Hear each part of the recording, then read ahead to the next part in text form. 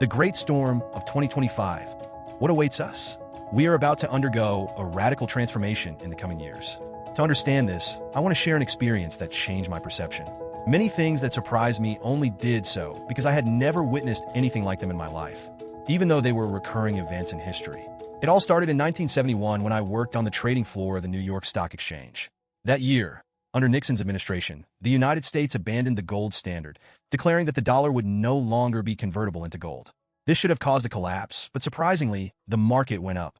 This intrigued me. It was only by studying history that I understood the pattern. A very similar event happened in 1933 during Roosevelt's administration.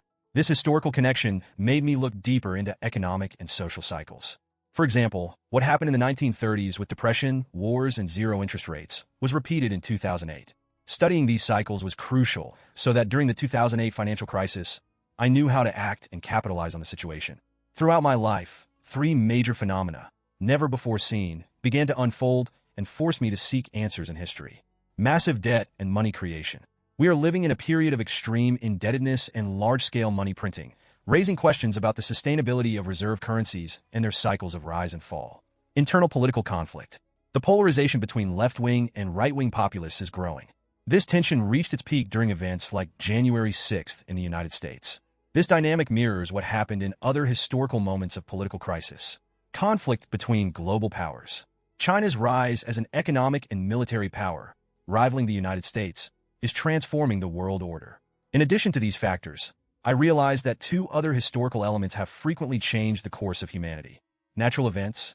Droughts, floods, and pandemics have toppled empires and altered world orders more times than we imagine. Technological innovations. Technology has always driven significant transformations, and its continuous evolution is shaping our future in unpredictable ways. Studying these five major factors allowed me to identify cause and effect patterns that repeat throughout history. That I don't believe in cycles just because they repeat. I believe in them because they are driven by logical and predictable relationships. To understand these dynamics, I analyzed the 10 largest empires of the last 500 years and the three main global reserve currencies. This led me to explore the rise and fall of the Dutch Empire with the florin, the British Empire with the pound, and the U.S. Empire with the dollar. I also observed the growth of the Chinese Empire with its own currencies and global disputes. Now, I'll focus on the four most important factors shaping the future. Historical cycles of global powers. History shows that powers like the Netherlands, the United Kingdom, the United States, and China follow overlapping cycles, typically lasting about 250 years. The transitions between these powers, which often last from 10 to 20 years, are frequently marked by intense conflicts, as dominant powers rarely decline without a fight. In my analysis, I used 8 key metrics to measure a country's strength: education, innovation and technological development, competitiveness in global markets, economic production, share of global trade, military strength, influence of its financial center, and the strength of its currency as an international reserve. These indicators allow us to map the current status of a power, its past, and whether it is on the rise or in decline. By observing these metrics in sequence, it becomes clear how a typical cycle unfolds. The cycle of rise and fall. Typically, the cycle begins after a major conflict, such as a war, which establishes a new dominant power and creates a new world order. This leads to a period of peace and prosperity. During this phase, the advancement of education stimulates innovation, technology, and greater competitiveness, consolidating the currency of this power as a global reserve. Over time, excessive prosperity brings wealth inequality. The accumulation of debt and the creation of financial bubbles lead to economic collapses. When the bubble bursts, money printing increases, and internal conflict between the rich and poor intensifies, leading to revolutions or civil wars. As the dominant power faces internal crises, external rivals grow stronger. When these emerging powers become strong enough to challenge the existing order, external conflicts, often wars emerge. After these conflicts, new winners reconfigure the world order, restarting the cycle. The role of China and changes in the world order. Today, China is emerging as an ascending power, while the United States faces both internal and external challenges. While it is impossible to predict exactly who the winners and losers of this cycle will be, it is clear that we are living through a profound global transformation. Plato, in the Republic, described political cycles, highlighting that one of the vulnerabilities of democracies is the disorder resulting from internal conflicts. This anarchy can accelerate changes in global power. Thus, as countries like China, the United States, and India redefine their positions, the future of the world order remains uncertain. but its transformation is already underway. The risks of capitalism and the global impact.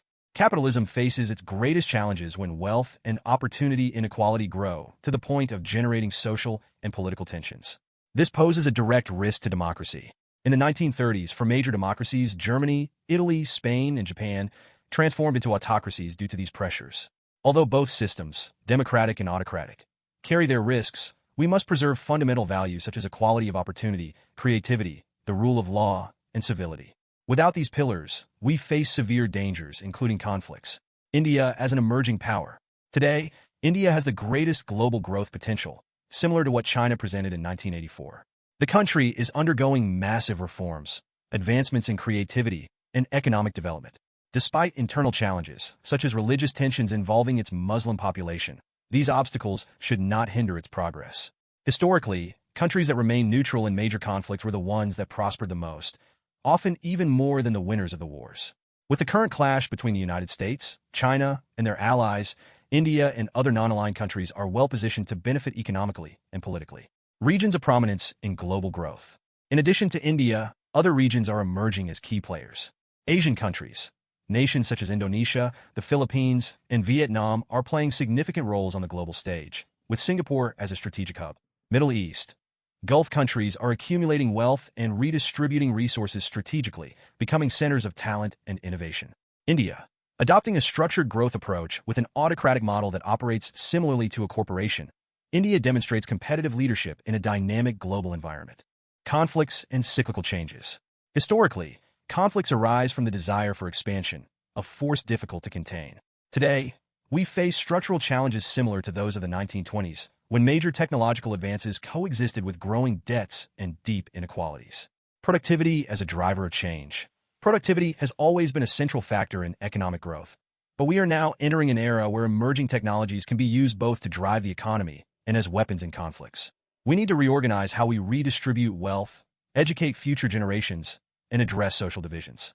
The next few years will be decisive in determining how these forces shape the future, and our ability to adapt will be the ultimate test to ensure global stability.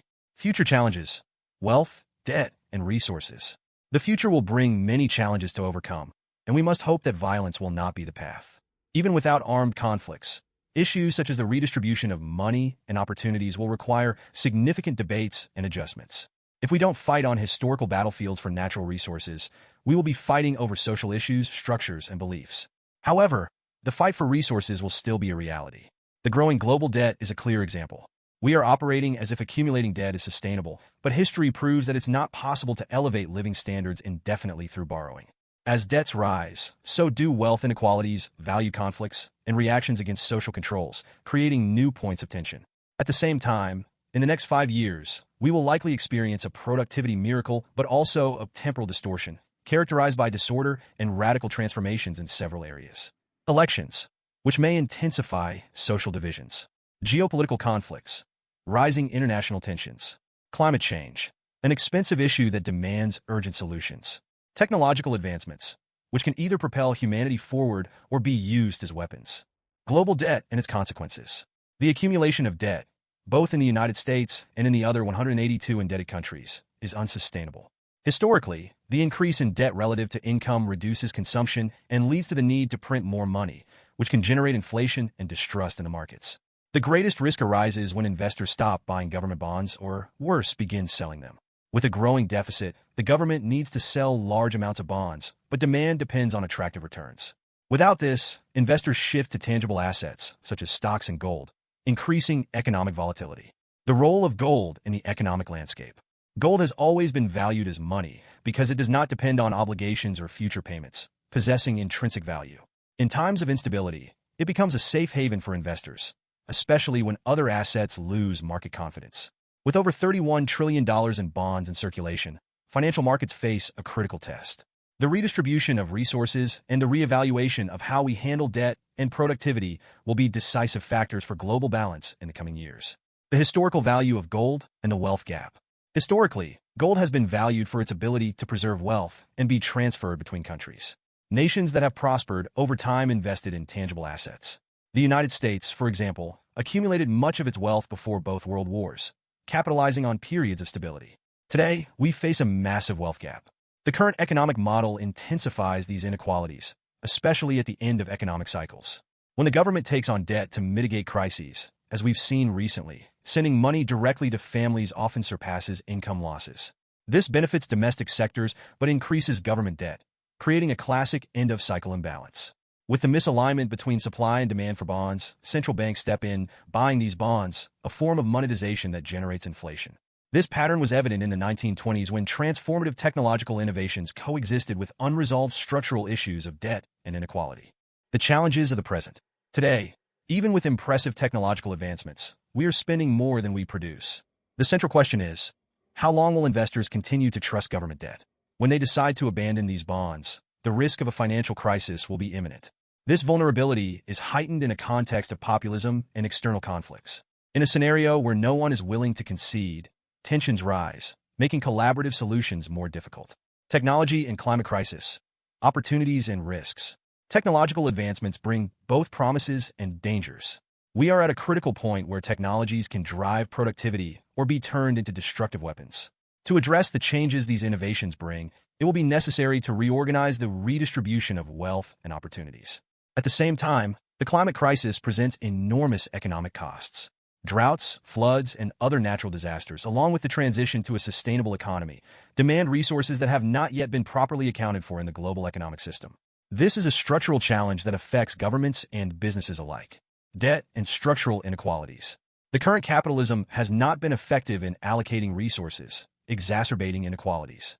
In education, for example, children from wealthy families have access to opportunities that perpetuate their success, while children from poor families face barriers that restrict their social mobility. Moreover, governments continue to accumulate growing deficits, spending much more than they collect. This pattern is unsustainable and places us in a dangerous cycle where debts, inequalities, and crises feed off one another. The impact of money printing in Japan. Japan has resorted to massive money printing, resulting in a significant devaluation of its currency.